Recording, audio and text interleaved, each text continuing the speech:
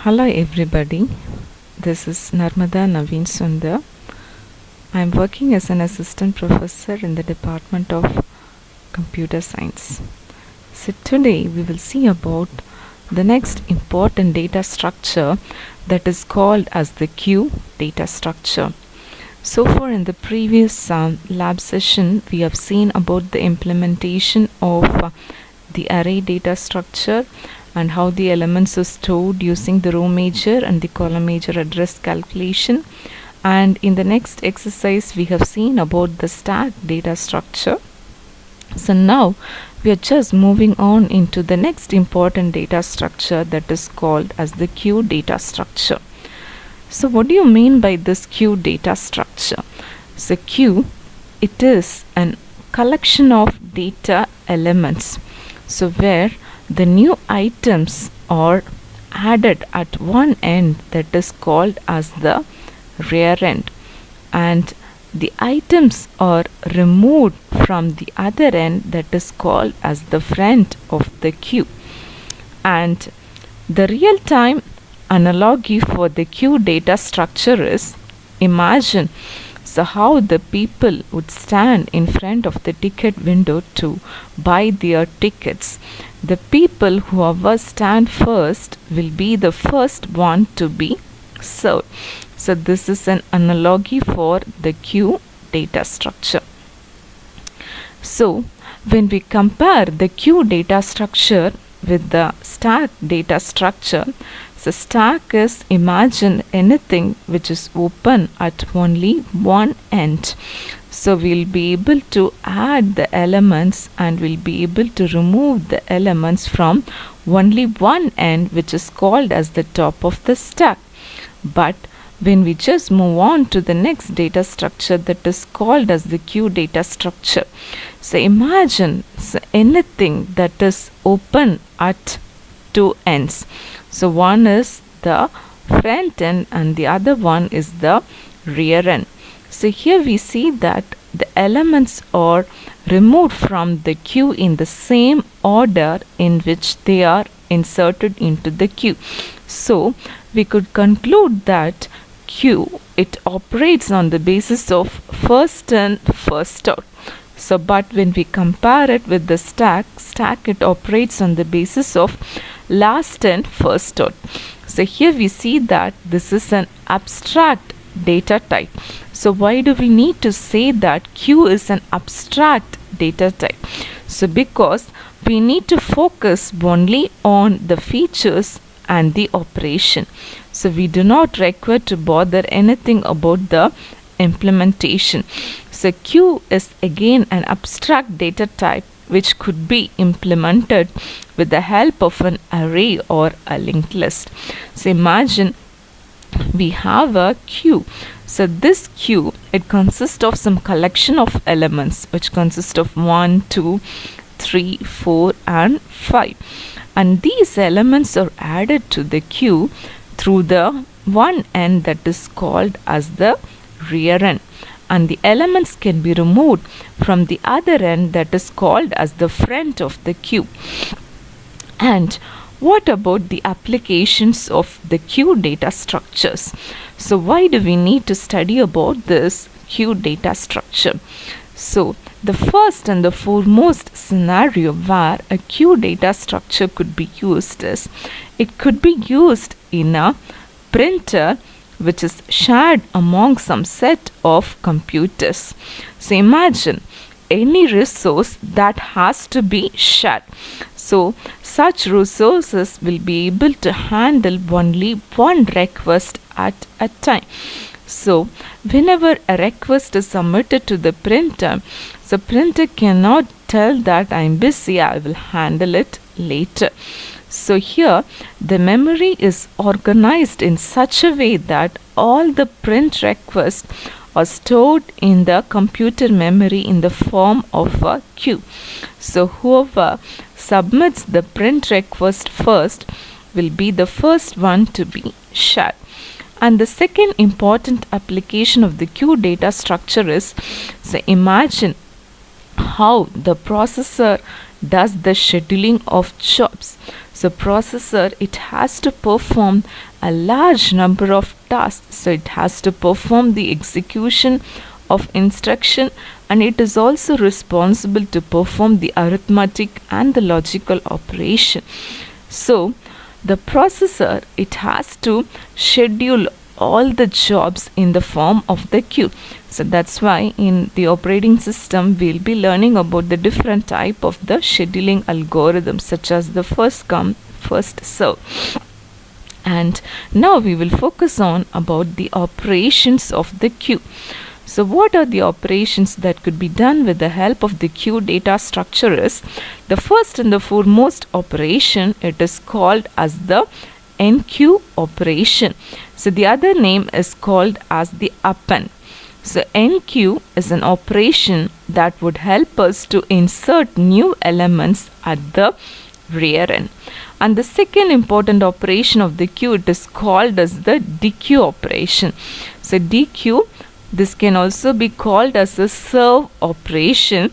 This would help us to remove an element from the front of the queue. And the third important operation is generally called as, how do we check for the status of the queue?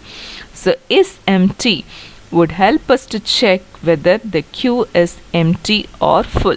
So imagine, so in this scenario, so we have already the elements 2, 3, 4, 7 in the queue data structure.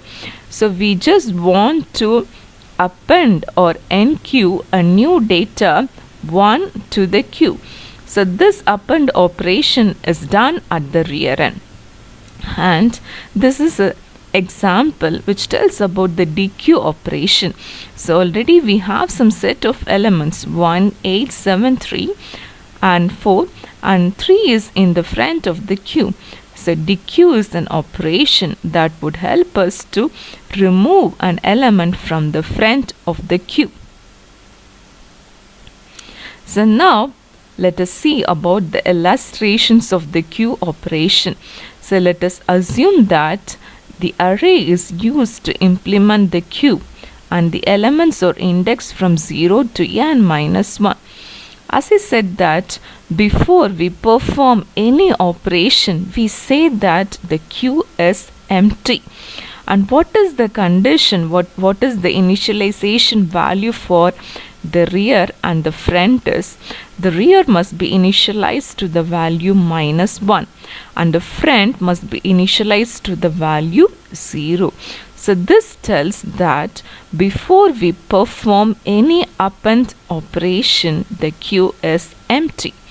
And this is again the second scenario when we are going to append a new element. So a data 10 has to be appended into the queue. So whenever a new element must be added into the queue, as I told that the element must be added at the rear end. So for which we need to increment rear by 1 position, and in that particular index position we need to add the element 10. Now let us imagine 20 is the next element that has to be appended to the queue. So how we can do it? So this could be done by incrementing rear by 1 position. So in the previous example, the rear was pointing to the value 0. Now the rear is initialized to the value 1, and in that particular position 20 is added to the queue. So now the next element 30 has to be added to the queue. So how this could be done? By incrementing rear by 1 position. Rear is equal to rear plus 1. So initially rear was equal to minus rear was equal to 1. So now it is increased to 2. In that particular index position we need to add 30. So now let us imagine we need to perform the second operation, which is called as dequeue. So what do you mean by this dequeue is removing an element from the front of the queue. So what is there in the front of the queue? The 10 is there in the front of the queue. So we need to return the element which is indexed by the front indice and then increment front by 1 position. So thereby 10 is removed from the queue. Now let us see about how do we write the algorithm to perform the NQ or the append operation. So before we proceed on with the procedure to perform the append operation, we need to get what is the new element to be added into the queue. So initially we need to check whether the queue is full. So how come we can check whether the queue is full? By checking the value for rar. So we need to check whether rar is equal to max minus 1. So this says that the queue is completely full. So if the queue is already full, we may not be able to perform any append operation. And if this condition fails, then we need to increment rear by 1 position, and in that particular index position add the new element. Now we will just move on to the next important algorithm to perform the second operation, that is called as the DQ operation.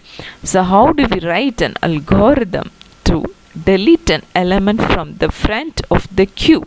So before we remove an element from the front of the queue, we need to check whether the queue is empty. How come we could check whether the queue is empty? So this is done by checking by comparing the value for the front and the rar. So if front is greater than rar, then we could display the message as queue is empty.